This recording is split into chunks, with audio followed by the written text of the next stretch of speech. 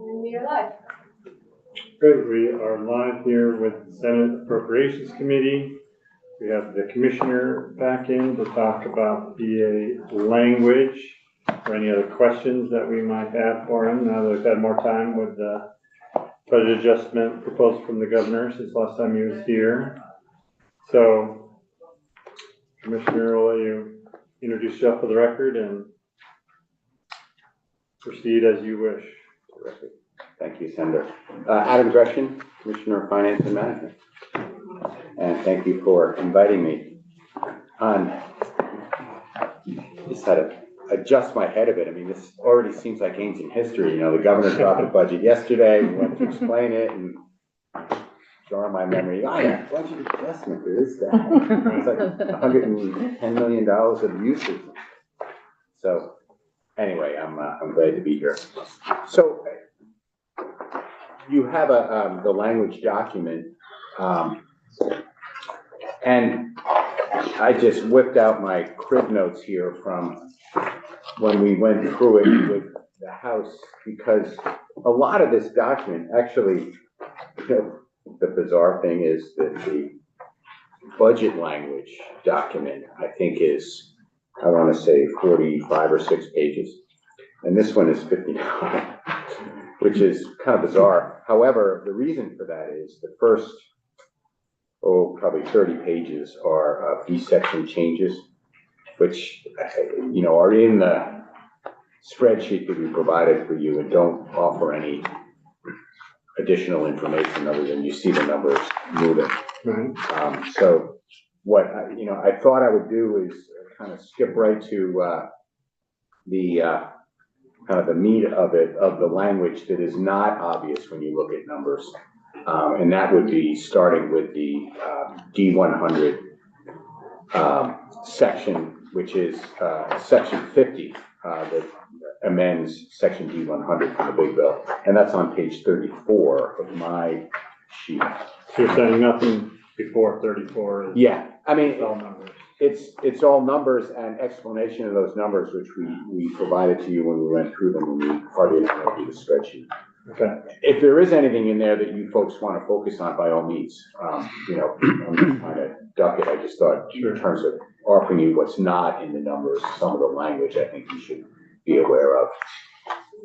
So in section 50, which is the beginning of the language section, there's the property transfer tax allocation. And as you guys would remember, this is always a bit of a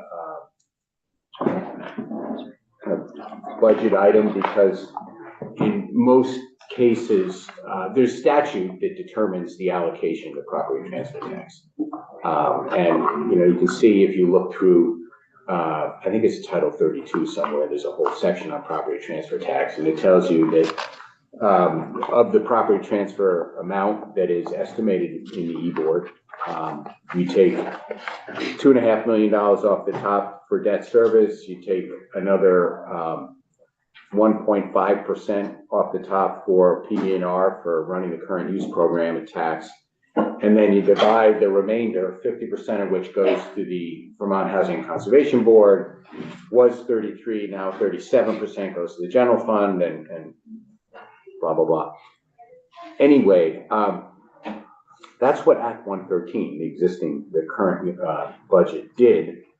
Then they passed Act 181. This body passed that. You'll remember, the governor vetoed it, the legislature overrode, and it became law in end of June. So that created some technical problems that is included in the letter of intent to fix. That's because the transfer tax was changed in that bill. So the administration worked with the Joint Fiscal Office and came up with the fix that you see here. And what I want to emphasize is this is comports with what we believe legislative intent was. It's not, we're not making any changes or recommending it. This is what we think was intended to happen. But part of the problem was the budget, and this was unusual. You know, I went back and looked at the dates. I mean, the budget is almost always the last document or two to pass. Yeah, it really is. But last year, the budget passed and was signed and became law in, I think, the third week of May, Act 181, which revised the percentages for the property transfer tax and did other things. I think created the surcharge on second homes, and that passed and was signed into law, but became law the end of June. So that's the other interesting. That became effective upon passage, whereas the budget became effective July 1. So Act 181 actually canceled out the budget, as I recall, which was bizarre. Anyway, so our financial operations division is looking at this, scratching their head saying, you know, WTF. So anyway, we worked with the administration, or with Joint Fiscal Office. We figured it out. So this is what was intended, but you see a lot of language here. I just wanted to tell you what is intended. And mainly it was adjustments up from the budget. That's correct. And the percentages were adjusted slightly. And so anyway, so that's section 50. The other changes we went through when we went through the budget are all numbers, but section 53 is, I think, the reserve section. And there we are creating a, and actually now that we've dropped the budget, this kind of makes more sense, but there we're creating a mechanism to essentially fence amounts in the budget adjustment revenue that we are not investing, that are not in the budget adjustment uses. And you'll recall when I came in here, I said we had just under $197 million of spare general fund to put to work. Of that, we put to work about $110 million in uses. Virtually all of that was nuts and bolts. There was very little, if any, policy in the document. But, you know, that was for various uses. But the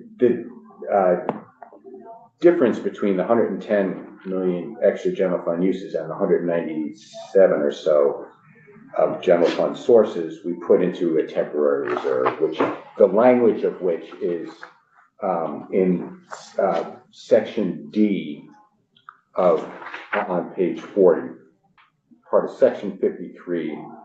We're amending D103 of Act 113, and we're creating a new sub D. And what that says is this money shall be temporarily reserved and then unreserved in fiscal 26 and used in the best interest of Vermont. And there are a few things that they say can be used for property tax relief, permanent housing, or any other uses determined to be in the best interest of the public. So that's a temporary reserve, and the governor wanted to just, you know, kind of put a stake down to say, look, you know, this money is available. We're not using it in the budget adjustment because we're not putting any policy in there. But we want you to know we will, in fact, use it in the big bill. And, you know, now that we presented the big bill, you see it is put to use. It's unreserved in the big bill, and it's part of the one-time appropriations that we're using, a little over 200 million worth. So of that, some of that came from this temporary reserve of the BAA, and the rest of it came from additional e-board revenue upgrades. So this is the mechanism that we use to create that temporary reserve and make sure that if we didn't do this, this would essentially qualify as surplus, and it would be on the bottom line at the end of the year, and there's statutory requirements for the use of surplus, half of which goes into the balance reserve, the other half of which goes into pensions, divided half to state employees, half to teachers. So here we're saying, no, actually there's a use for this. It's not really surplus, so we're kind of fencing it off and allowing it to carry forward into the new year. Could you have just transferred it within, like, over to a different account? And we could. It's kind of the same thing. We could. Because it's not going to be there at the end of fiscal year. If we, well, I guess we would use it in fiscal year 26, but it would be a part of the budget.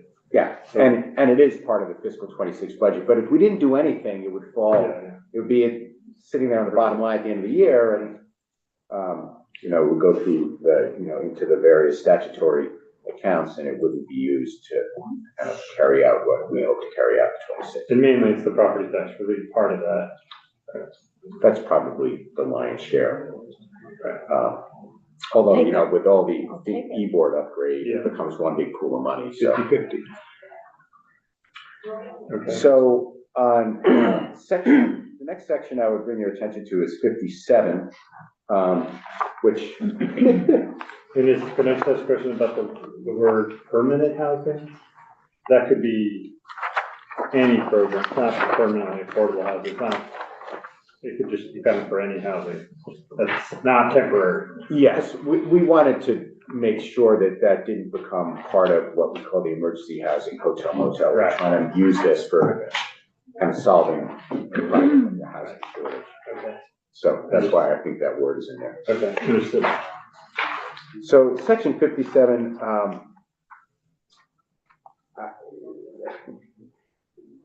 I would invite you to have the Department of Taxes come in and They talk to you did about talk about this yesterday. because I ain't the best source on this, but what they're doing is they're just extending out a year to allow them to do exactly what the legislature is intending them to do. It just has taken them a while to find a contractor and so on, but that too is, you wouldn't have seen in any numbers we went through. On page 48, section 66, 66. So, actually, I think I may have, sorry, I didn't mean to, I think I skipped a few, but I didn't mean to. Section 65, that's right. So, that's on page 46. So, this too was based on the letter of intent. If you remember last year, the Agency of Education made a mistake in the calculation of equalized pupils in a Northeast Kingdom school district. The name of the district is named in here. Northeast Kingdom Choice School District. And by miscalculating, I think what they did was they undercalculated the number of, or they underestimated the number of pupils, which based on our beloved education finance system means that the per pupil spending, which drives the tax rate, was overestimated because they were underestimating the denominator. The resulting per pupil spending number came out higher, and thus their tax rate came out slightly higher than it should have. So the agency notified us that this had happened, and they said, we'll figure out a way to rectify it. And what was put into Act 113 from a kind of an accounting standpoint, it just didn't work. We knew what they were trying to do, it didn't work. In part because they were compensating towns. The checks were going to the towns, and you know, school districts are not towns, they're separate legal entities. In addition, it was difficult to figure out how much to send each town or each school district. So instead of sending checks, what this language does, and again, this was a kind of a joint venture with the folks in Joint Fiscal Office, what this language does is it sends, it notifies the school district that here's a full amount of money, which is $68,000 in total. And if you add all the sections that are crossed out, the numbers you see in those sections, they'll all add up to $68,000. And what it does is it allows them, the school district, to calculate a credit given to each of those districts off of their property taxes to pay in the following year. So it's a better way to do it. What they're doing is they're slightly lowering their next year's property tax bill as opposed to actually cutting the check. And that works.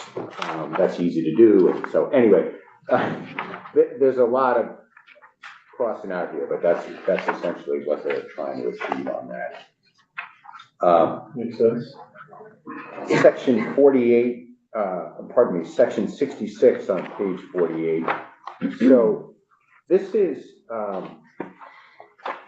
changing an appropriation that was made back in 2023.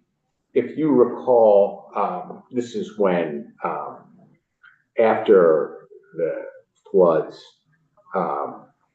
and the anticipation of receiving a fair amount of FEMA assistance and cleanup, we created a FEMA denial reserve. Actually, I think this was during COVID, now that I think about it. It was to deal with some of the FEMA payments through COVID. And as always with FEMA, generally we're pretty good. In fact, not generally, we are pretty good about figuring out what FEMA will meet in terms of expenses and what they won't. But occasionally we get it wrong. So sometimes we bank on and budget on receiving federal funds that ultimately FEMA denies. So I think smartly we created a FEMA denial reserve for the next couple of years, as you know, FEMA payments come in generally a year or so after the fact. And that reserve, I think, was originally $15 million, and I think they've only used $2 or $3 million. There's still money there, and probably some of it will be used. But in this language, what we're asking to do is broaden the use of that appropriation to also include some administrative costs related to recovery efforts from disasters. We haven't named the disaster, but from disasters in general. So, you know, very often times there are costs entailed with recovery efforts. Our chief recovery officer would be very happy to come in here and talk to you about that. The $15 million is already there, isn't it? That's right. So this wouldn't be. We haven't used it. So I think I'm going to say $2 to $3 million has been used. But it doesn't feature in the spreadsheet in the money movement because it's not changing it's not adding money, it's just using it a lot, broadening the use of it. Okay. Senator Watson? So this was some kind of an allocation that went into this special fund years ago. We're not putting money into this fund every year generally. No, we're not. So this is just money that's kind of hanging out. Okay. I mean, and I think it was done for the right reason. I mean, Yes, again, yeah. we from time to time are surprised. You know, we say, "Oh, this is easy. FEMA will pay for that," and they say, "Well, sorry, something happened, or they changed their guidelines." So yes, but this money is actually 3 years ago. So it's been hanging. But it often takes a year or two for FEMA decisions to come through, so it's not unusual, but you know, we're kind of thinking at this point it's getting a little long in the tooth. And with the FEMA denials, are these denials of state requests or municipal requests or private, resident requests? It's just for the state. Okay. So that is section 66. The next one, section 67, is there were actually 2 appropriations that were made by this body for the new software for an ERP, Enterprise Resource Planning System. One was for 12 million and change, and the other was for 11.8 million and change. And the 11.8 million appropriation was initially targeted specifically at updating, bringing in a new financial accounting system, which is Vision. And Vantage, actually. Vantage is our budgeting system. It's a CGI product. Vision is our statewide accounting system. My department uses both of those regularly, but Vision is how we keep track of every penny that this legislature appropriates. And that is due to be upgraded. Vision is an Oracle product. So this was set aside for upgrading, but the ERP upgrade we're doing has a number of components. We're starting off with the human capital management system first, and then the budgeting system will be done kind of simultaneous with the HCM system upgrade. And the Vision system will be next and last. In other words, not just Vision, but I mean, I think the original intent was to also upgrade our AOT system, which uses STARS, our labor VDOL, which uses SPARS. So they all these different, but they're accounting systems. So that was going to be next. So it seemed odd to us that this would be specifically targeted at one component of what is essentially an entire system upgrade. So here we're just broadening it to mean this can be used for ERP, regardless of whether it's HCM or financial accounting. It should be allowed to be used for such. And when the appropriations were made, we didn't really have kind of a inline process of what we were going to do first versus second. So, I think this comports with essentially what's going on. So we're asking to use this for the whole system, not just the Vision system. And then the next section is 67, which is, pardon me, I just did that. I'm moving on, 69. And this is, you may remember when I came in here before, there was a fund cancellation, essentially closed down a special fund, and we transferred the balance of that special fund, which was $2.5 million, to the general fund. And here's the repeal language. And this was a special fund that was set up, I don't know exactly when it was set up. I'm going to say probably 12 to 15 years ago, for, as the name implies, workforce education and training. And that function, and the balance in that fund has been the same $2.5 million since I began this job, which was 8 years ago. It's now static because VDOL does the functions that this fund was supposed to carry out. They now do that in-house. It's part of their base appropriation. And does all this language kind of... So we're just eliminating the special fund because it's now part of VDOL's base. So VDOL kind of already does all the work in here that was to be done with the fund. Yeah. It's kind of somewhere in their own operation. Yeah, it's part of their base. The other, actually, and this is just a personal note, the other bizarre thing is this, when it was funded, received funding from the Next Generation Fund. Do you guys remember Next Gen?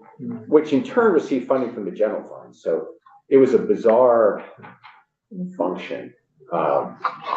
Anyway, the fund hasn't been used for at least 8 years. So we're just saying, let's get rid of it. And this actually was a VDOL request. So it's eliminating the fund from the Department of Labor. Yeah. But it's not eliminating internship program, Vermont internship or other programs that benefited from the fund. They are carried out. You're still out there. Yeah. Okay. We're just not funding them. Is the Department of Labor happy with that? They are. Have you guys spoken? We ought to have them in. Okay. This actually request came from them. I will be probably forthright with you in that they were not aware there was a balance in the fund. I bet they weren't happy to learn that. We will make them happy. But yes, this actually came from them. The fund was redundant, so they said, you just thought it get rid of it. So in the reversions, there's a $2.5 million reversion that was showed up on that spreadsheet. So that is the so-called wet repeal, workforce education and training. On the next section that I draw to your attention is section 70. Well, on the tobacco trust fund, Yes. which is 70, is that what you just said you were gonna do? Yes. Okay, sorry. And this is,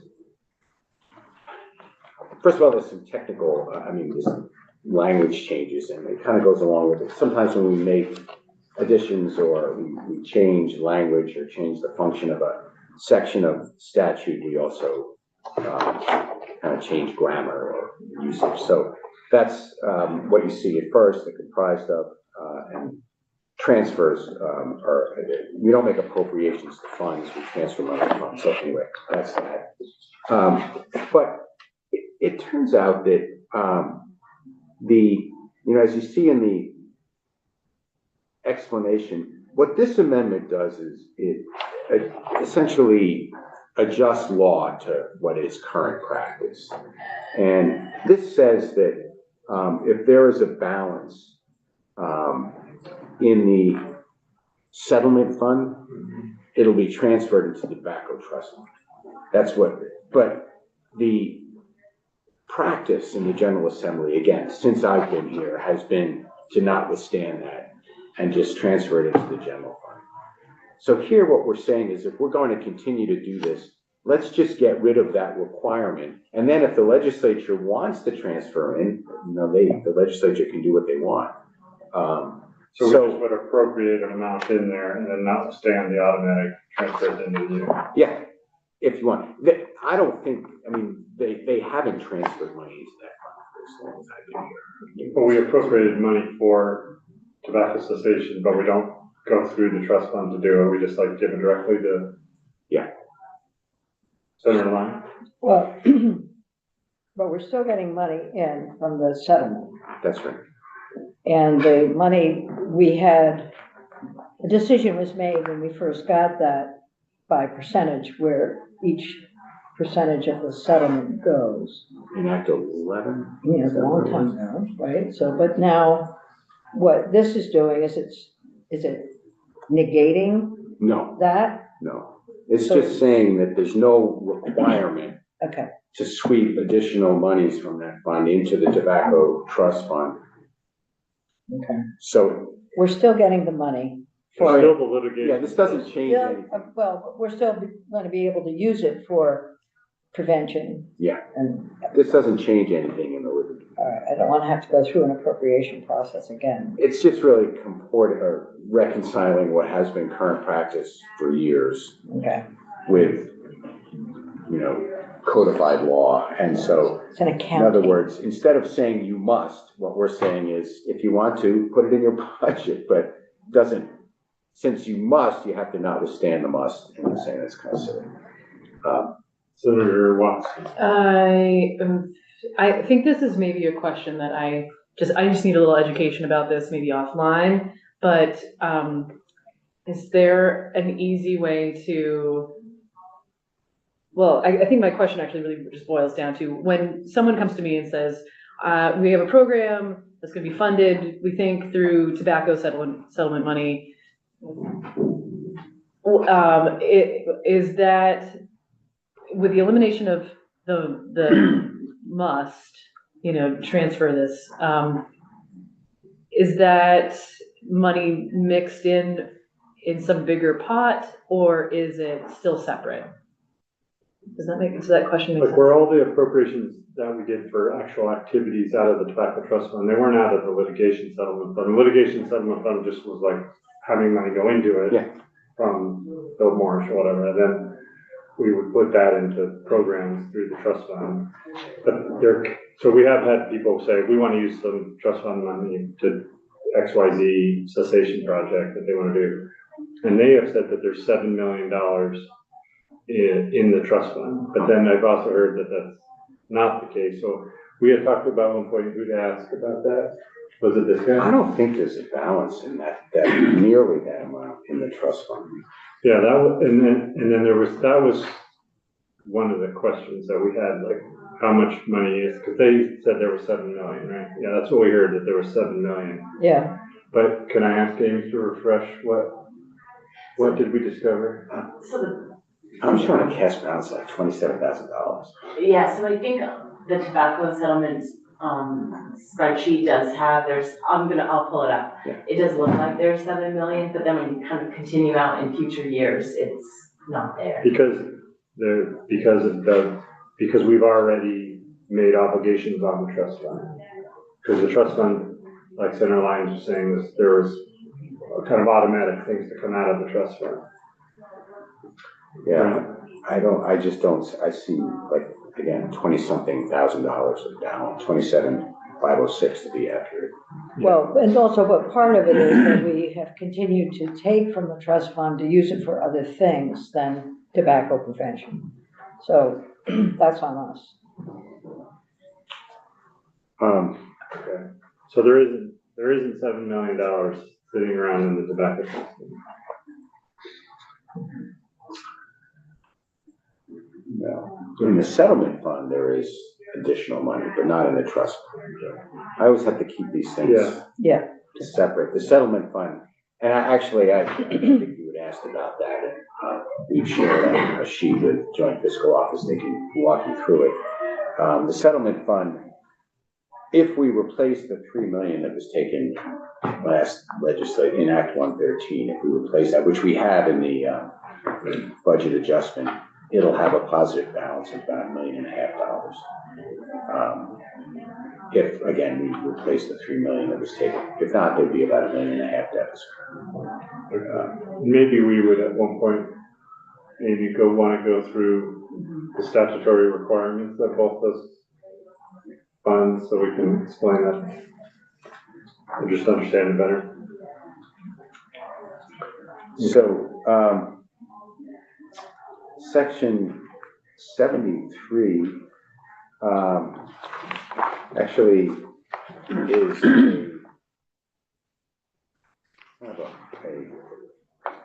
more of a finance and management request. And that is, so the general fund has actually there are 4 reserves. There's the stabilization reserve, which is the main one. There's the balance reserve, also known as the rainy day fund. There's the 2753 reserve that's set aside for the 27 payroll, the years they have 27 payrolls and or the 53rd week of Medicaid. So, and then there's human services caseload reserve. So there's 4 reserves. The balance reserve and the stabilization reserve are really the 2 main reserves. The others are very targeted. But the balance reserve is kind of bizarre in that the current statutory language says that you can use in the balance reserve up to 50% of last year's contribution, which is a little bizarre because if last year you didn't put anything in the reserve, that means you can use up to 50% of nothing, which in my view equals nothing. So what we're doing is we're just trying to make it, you'll see when you read it through, we're just trying to make it actually more useful for particularly, as we mentioned, for an emergency or that kind of thing.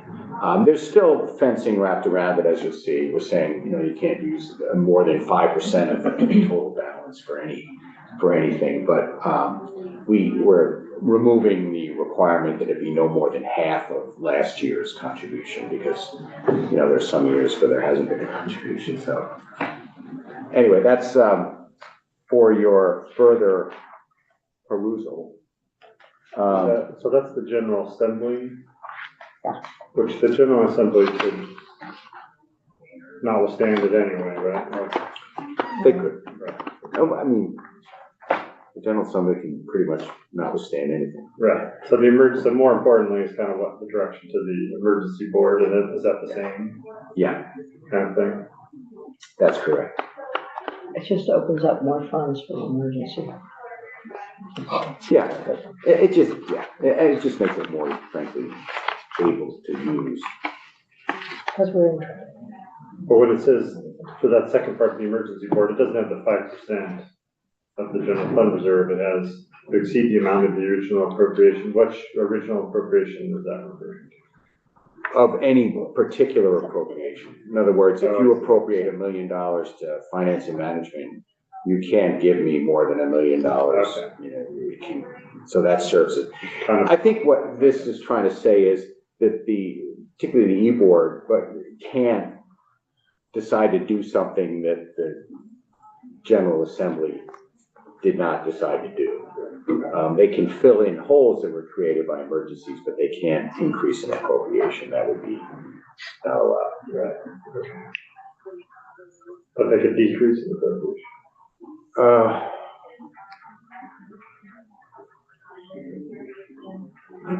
The transfer money, well, I don't think so. I don't think so. Okay. The E-board actually can transfer. They really can't appropriate. Right, so I mean, but they could transfer, it, but that would be decreasing the appropriation, like if the money was there, or would the money still have to go there eventually? They can certainly change, I mean, take from one appropriation to another, like we did with, you know, the last July with the, remember the treasurer's $14 million? Yeah. They had a $20 million appropriation. We took 14 of that, 7 we sent to BGAP, the other 7 we sent to this mobile Right. manufactured home improvement repair program. We said So- pay it back. They can, but they did in their motion say pay it back. Did they have to say that? I don't think so. Right, okay, So, okay, thank you. moving on, section 74 is one of my favorites.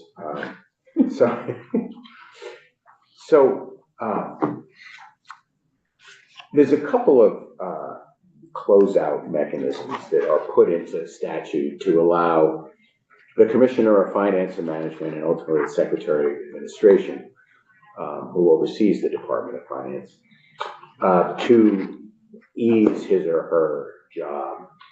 One of them is what has affectionately come to be known as DAB 26. Someone once asked me, what does DAB stand for? And so I called downstairs to Financial Operations that uses the and they didn't know. So I said, well, could you send me up DAB 25? No DAB 25. Just kind of, just had a laugh sometimes. Some of the bureaucratic, you know. Anyway, the DAB 26 is a form that allows the movement of up to $50,000 within an agency. So within the agency of administration, you could transfer $50,000 from say the operating budget of tax to the operating budget of library. But you couldn't take it from tax and send it to public safety. That's a different department. So anywhere within the large agency of human services, you can send money around, but it's got to be within an agency.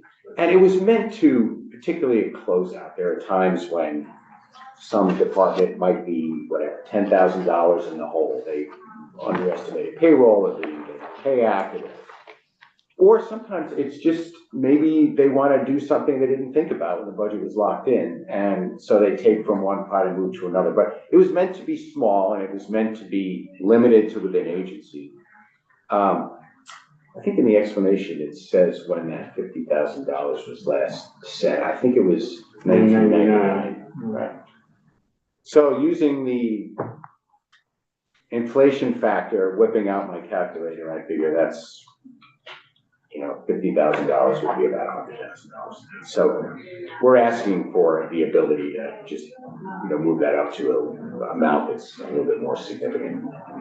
Similarly, you also see down below, if you look at some of the reversions here, I mean, there's one or two of them that are for $20.50. I have the ability now to actually, you probably don't see 20, you might see $120.50. So I have the ability now, for anything under $100, I can just sweep it to the general fund. You know, so if you have an appropriation for $1 million and you spend all but $50 of that, I can just sweep that into the general. So here I'm saying, could we make $100 $200? That was, I think, this century last change. I think it was like 2004. So these are kind of meaty stuff that I hope you guys don't spend a lot of time thinking about. It's helpful to hear about, so we But, can look at it later and wonder. $100. we're just Why trying. are we giving the commissioner so much power? So, we're just trying to make life a little easier. And then there's only a couple more on, so there's section 75 and 76. You may remember that last year, for the first time we came to you and asked if we could change one major component of how we budget. We used to, when paying our debt service, we used to make an appropriation, and then that appropriation would be transferred to the debt service fund. And then in the debt service fund, it would pay our interest and principal on outstanding debt. It would be our main debt service fund. Last year, we thought, well, to be perfectly honest, we looked at what other states did. Most states, they just transfer the money directly to the debt service fund. So instead of appropriating roughly $75.5 million last year, this year will be about $81 million. Instead of appropriating that and then transferring into debt service, we said, can we just transfer it? And there were two reasons we asked to do that. The first was just expediency. Why take two steps when you can do it in one? But the other was we need to reserve against 5%, up to 5% of last year's appropriations. That's the stabilization reserve. And actually, I kind of misspoke. In fact, we actually there's no requirement to fill the stabilization reserve. There's a cap on how much you could put in there, but there's no requirement that we keep 5% of that. We've always done that, at least as long as I've been here, but there's no actual requirement. Do you know why they put the cap in there? Was that one time, was it at like 15%? And they were like, wow, that's a lot. I don't know. I'm guessing they just didn't want cash sitting, more than they needed to, but I think that's an interesting question. I don't know. But what we do by practice, and you'll see it in this year's budget too, is we calculate what last year's appropriations were, 5% of that, and that amount of money we put into the stabilization reserve. However, that does not include transfers. So the total doesn't include the calculation of 5% of last year's appropriations does not include transfers. And every budget has some transfers. We transfer money into funds. We don't appropriate the funds. So the debt service fund, we transfer, we don't appropriate. So the technology modernization fund, we transfer. So if we included the transfers, it would be higher. Appropriations would be higher, and thus the requirement to reserve against would be higher. And it just makes it a little bit more expensive to do business. Not by a ton, but. Is that what we did a little bit? There was one item that was done last year. We took it out of a bit of appropriation and moved it to a transfer so that the 5% would be less. And the committee asked the treasurer to look at reserve. Yeah. Their report. Yeah. And we spoke to the treasurer about this. We said, we're not pulling the wool over anyone's eyes. It's actually comports with generally accepted accounting principles. That's what most government do. But to do that, which we did last year, what we're doing now is changing law. It's kind of like the tobacco fund law. We're just trying to change law to comport with what our current practice has been. So these sections you'll see make that happen. There still, interestingly enough, will be a debt service appropriation, B1000, but it's tiny. It's like $675,000, and that is to pay for the cost of issuing debt. That we still do appropriate. Back in the day, I think what they used to do is just haircut all the departments and agencies that were using this money. They would just haircut them a little bit and pay, and that we don't do anymore. It was frankly too much of a. Yeah, so you lost me there, Commissioner. To pay for the cost of issuing debt. What is that exactly? So when Vermont borrows, let's say we borrow $50 million, we hire a consultant to determine at what interest rate. We hire a bunch of investment banks to actually issue the debt and market it. So there's a cost to that. Right, like a bond council, but. Yeah. The bond council, it's not, I mean, relative to the size of the issue, it's typically not a lot. But we used to pay for that by kind of, if your agency was going to get 2 million of the 100 million or 50 million we raised, we'd give you $1,950,000 and take some out. This way, now we just pay for it up front.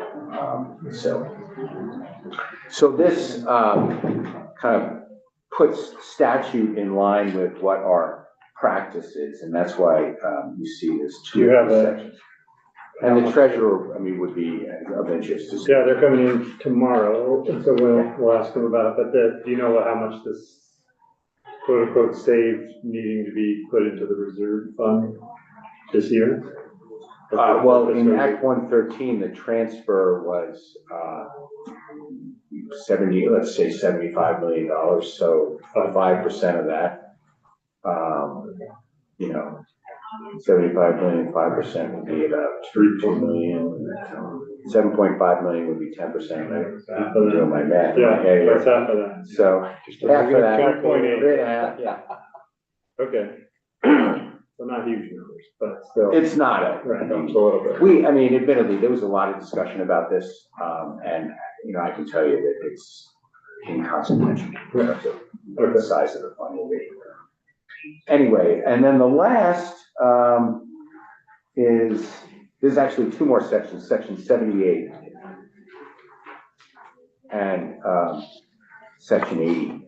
In section 78, you remember, I think 3 years ago, and this too required a fair amount of bandwidth in this building, we created a cash fund. This too would be of interest to the treasurer when you speak to him. We created a cash fund because our thought was we wanted to continue to reduce the amount of borrowing the state would need to do, but we didn't want to reduce the amount of capital investment the state would need to do. So instead of borrowing, we wanted to pay upfront. We wanted to go to, you know, a pay-go system, which again has been the practice in a number of states, and particularly during COVID, when all this money came flooding into states, many of them kind of used that to move into more of a pay-go environment. So we created a cash fund, and we created a structure or a construct that would put a consistent amount of money into the cash fund. We said, we used actually the same concept for the stabilization reserve, in that we would put not 5%, but 4% of the previous year's appropriations, previous year's appropriations into the cash fund, minus what we're currently paying for debt service. So we wouldn't be increasing the amount. What we did is we went back over a number of years and we said, how much are we paying for debt service? What's the approximate amount we're appropriating for debt service? And it turns out it was in and around 4% of the general fund. So we thought, okay, so that's a reasonable amount to pay for both debt service and pay-go investments. So as our debt service requirements go down, if we reduce our borrowing, our cash pay-go will be able to go up. We'll be able to put more money into this cash account and pay for buildings and infrastructure by paying up front, as opposed to borrowing. And we just thought it would be more fiscally sound. That was the structure, but the interesting thing is there's specific requirements that govern borrowed money or capital investments. Most notably, after I think 2 years, if those investments haven't been used, they revert back to the pool of capital money that's available. Whereas those same requirements don't apply to this cash fund. So what we're trying to do is create parity between this capital cash fund and capital borrowing fund. And this is for like a department that got money for a capital expenditure. They kind of, for whatever reason, sat on it, couldn't get it out. Yeah. 2 years. It allows them to, doesn't automatically transfer. It doesn't, but you know, what we're saying is the same rules should apply. Yeah.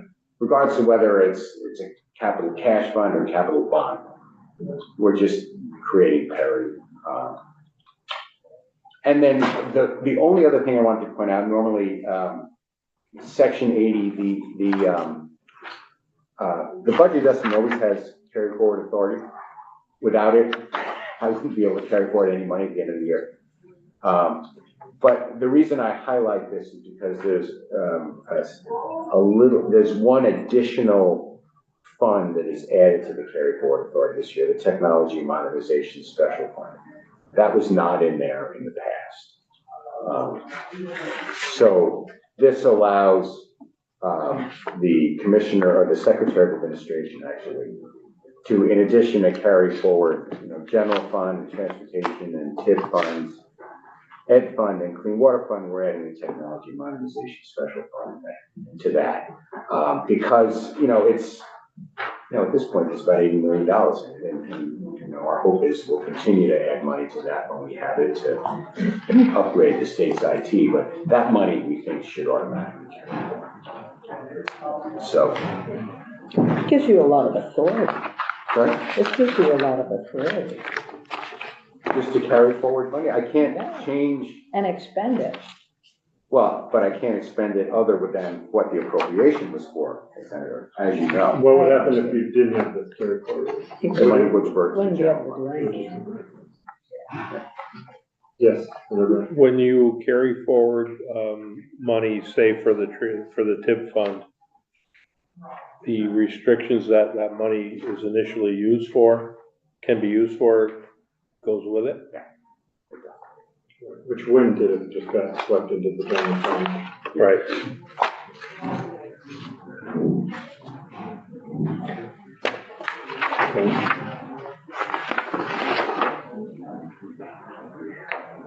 Questions? Please. I think that, So I do have one question, Yeah. and that's going back to the household insurance survey, when this is really a Department of Health question. And there's, what is it, $550,000 or $450,000 for the survey that goes on for a 3-year period. And there didn't seem to be a lot of enthusiasm about keeping that survey in place. And so originally I said, well, it's useful, and it's been useful for us if we ask a question about who's insured, who's uninsured, and looking at some of that data. But then the commissioner indicated that the data can be made available without having the survey. So I guess the question goes back to the commissioner, Dr. Levine, and whether or not that's something we should continue going forward. That's all. I can contact him. Yeah. This is out of my yeah, wheelhouse. so no, Great. You want me to let him know that you're interested? yeah, that would be helpful I will. if you have the time, and I haven't had a chance to reconnect with them. Very easy to do. Yeah. Okay. so you don't have the carry forward authority for all the others, whatever, 200 special funds. Like, it's just these big ones that we work now. And just to clarify, when the money's in a special fund, it stays in the fund. Just that they don't, spending authority doesn't renew in the next year. So what this does is essentially carries forward spending authority. But the money in the tech modernization fund at the end of the year wouldn't revert to the general fund, or it would just sit there. But you would need to reestablish spending authority. And on back to the cash fund, I assume in the budget, you're putting money into the cash fund again. There's a 14.5 million, I think it is, Okay. in the legal, which again is 4%. I might suggest that this body has not been particularly enthused with our cash fund construct. We hope this year you guys see to it to be more fiscally responsible. So that's just your practice, is to take 4% and put it into the cash fund. And you, the administration wants that cash fund kind of in the capital bill dealt with fully over there. That's been the disagreement, not the 4%, but the kind of where it goes. Well, we actually, in our suggested language, put 4%. Some wily legislator changed that to up to 4%. Yeah. I won't say who that was, but Yeah, okay. Well, we might talk more about that when we get to it. I think you'll also find that the, folks in the House have not been particularly embracing of this. I think the Senate actually has been more friendly to it. Anyway, I think it's a great idea. I've wanted to do this for years, and Right, well, I just think it's a great idea. Yeah, I like the idea of doing pay-go instead of borrowing money, especially if interest rates start going up, it's gonna make a bigger difference in the long run. So it makes sense to me that way, but I think the objection was kind of how it was, who had authority over the appropriations of that. Okay, Thank any you, other guys. questions for the commissioner? You can grill him about other budget principles. Okay, thank you. So we will adjourn till 2:30. Or we have public safety coming.